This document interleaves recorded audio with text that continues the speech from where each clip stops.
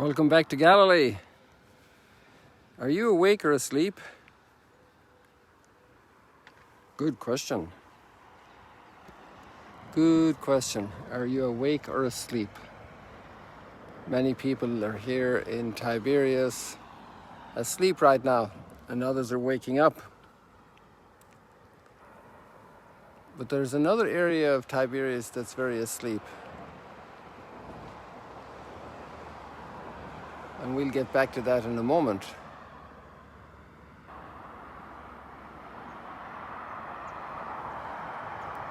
And we have Migdal here behind the brow here. And just beyond it, not in view, Wadi Hammam. And the people in Lebanon might be waking up as well. And the people in Syria might be waking up. And the people in Jordan might be waking up. And some might still be asleep. Are you awake or asleep? Many people miss the beautiful sunrise and before that the beautiful dawn because they're asleep.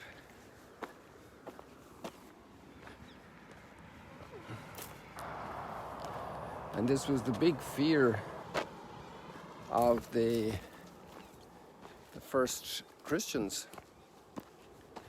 And that's why we have the first letter to the Thessalonians. They were afraid that they would be missing something if they were asleep. But the question is, what does the word asleep mean?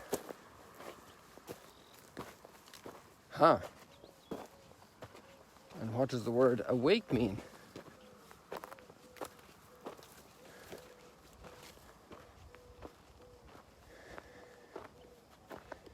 And here we see an amazing cultural revolution and impact. Just like when the sun rises, it's such an impact. Even before it's rising, it's already impacting. The birds are beginning to move and sing. All the critters start moving. I just saw a little baby calf over here. I'm not sure, maybe just a couple of days old. Where are you, little calf? We'll catch you now soon with your mama just over there. I was able to get by them slowly, quietly, and they didn't feel threatened or challenged.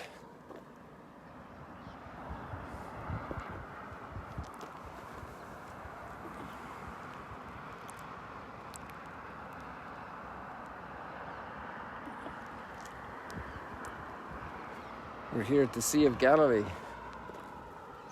And actually the gospel is set in Capernaum today. Jesus has come from Nazareth, which is at my back, which is at our backs as you're looking at the screen. A very long day's walk, or better done in 2 or 3 days. So there you have the Mount of Beatitudes. Where are we, Mount of Beatitudes? There in the center of the screen are those blanketed fields, and the wooded area in the very center is where the chapel of the Mount of Beatitudes is. And then down at the water edge is Capernaum. It's a little hazy this morning, it's hard to pick it out. Maybe a little later when the sun is stronger we'll still get to see it before we hang up here.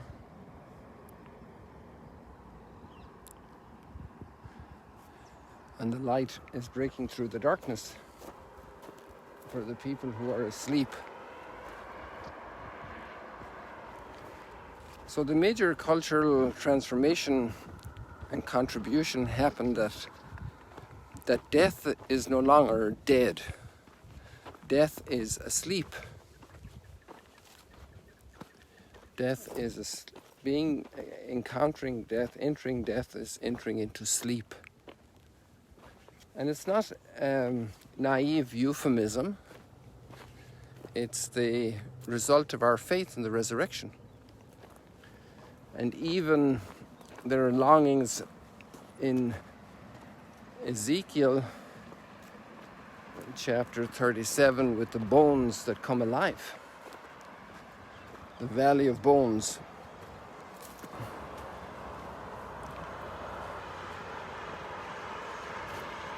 And I believe in the resurrection of the dead and life everlasting.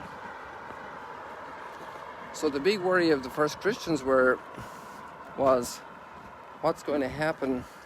Jesus said he's coming again, and we're waiting for him to come, like it could come any day. Just like you're waiting for a bus at the bus station, it should come, you know. It should come quickly. And everything else is coming except the bus. There are cars coming, there are trucks coming, but my bus is not here yet.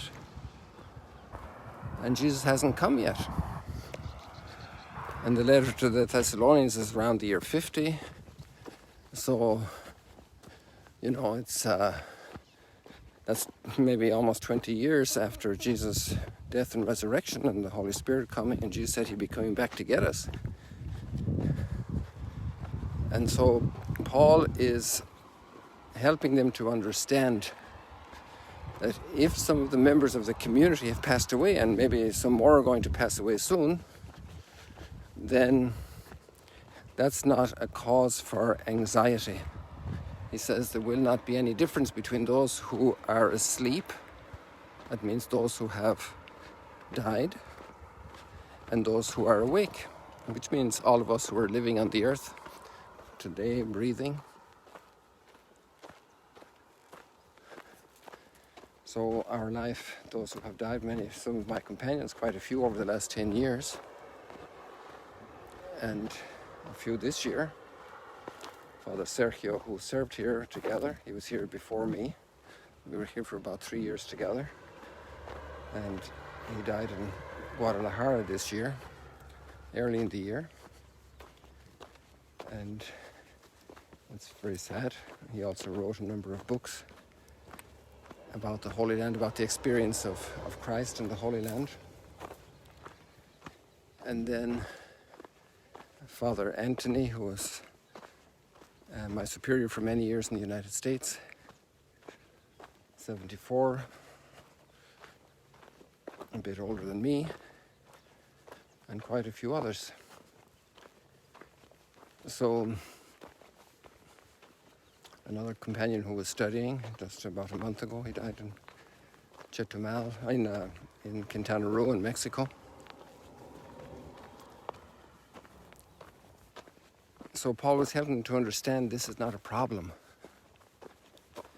And he then turned to say to encourage each other. To encourage each other. Many times there's heavy cloud blocking perspectives for people around us in our own family. It can be very serious clouds. We mightn't even understand or realize how intense the clouds are, because we see everything so clearly and they don't. So I'm coming up to the mama cow now. We just had her little baby. So we're going to walk slowly here so we can hopefully see the little fellow. Or little gal, whatever she is. I didn't see it that. Oh, there's the mom licking her. Isn't that beautiful? Look at this. There's Mama licking her little calf. And the calf is already tagged. I don't think it was born with the tag. Isn't that lovely? Let's see if we get her with the sunlight. Would you like that? Little calf, we're on your side, okay? We're okay. Don't worry, here's Mama with you.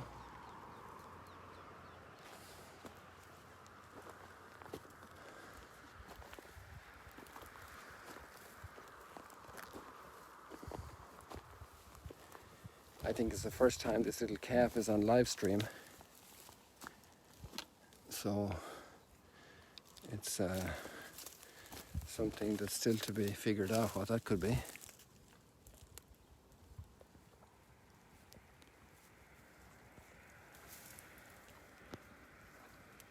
How Mom is doing her hair. Well, I'm not sure if it's a bull calf or a female calf.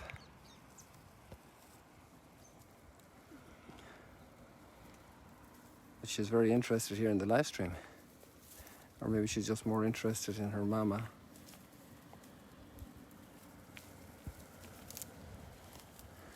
If I get down lower here, we might get a little bit of the sun emerging here with this little critter. We can zoom out a little bit. Oh, there it gets up the calf. Oh yes, it's a male calf, I think, yes.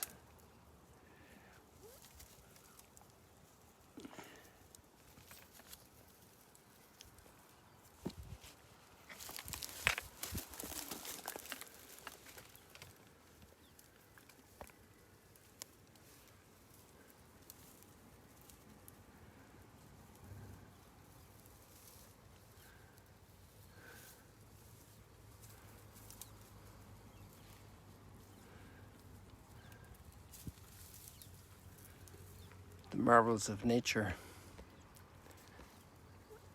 And this cow didn't get any classes on how to do it. Although she might have seen she was probably licked by her own mama. And then maybe she saw other cows doing it. But the instincts are very powerful, you know.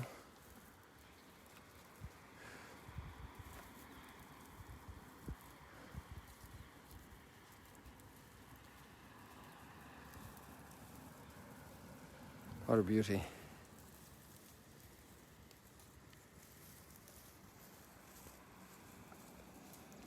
And we have two more here that stayed with her.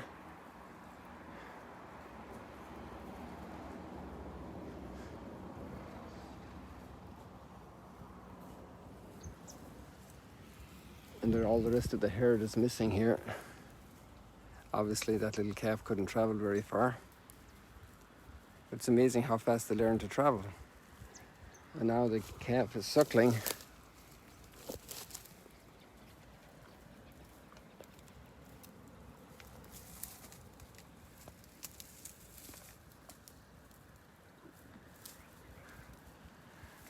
Sometimes when they get bigger, they really puck their moms when the teat doesn't give any more milk.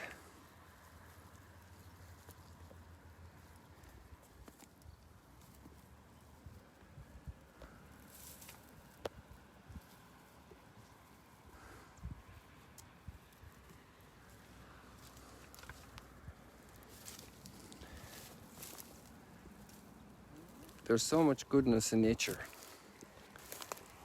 I believe I shall see the goodness of the Lord, the bounty of the Lord in the land of the living.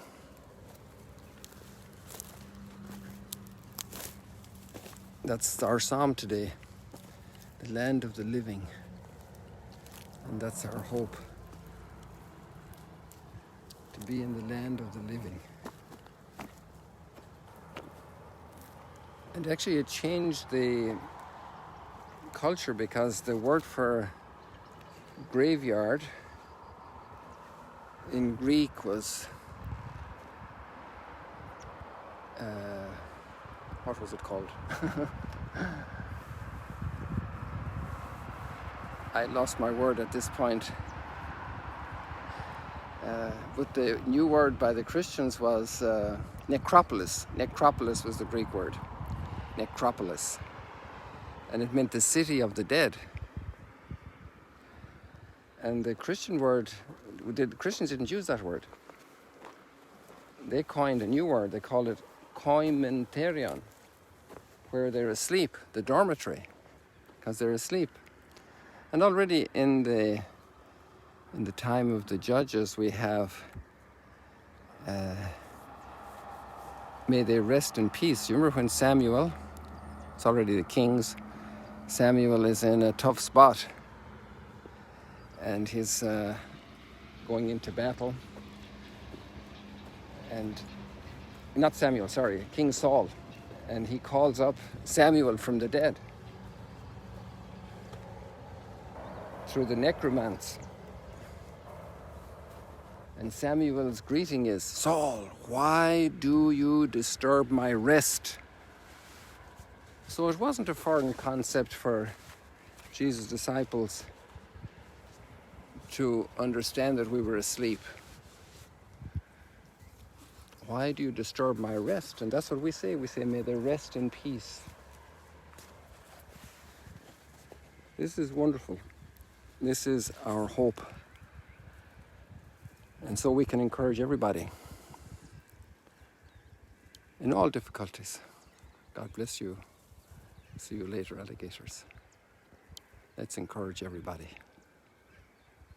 Let's console those who have recent bereavement and encourage all around us. Little things. Do little acts of encouragement, because when you need the big ones, they'll happen very easily. God bless you. See you later.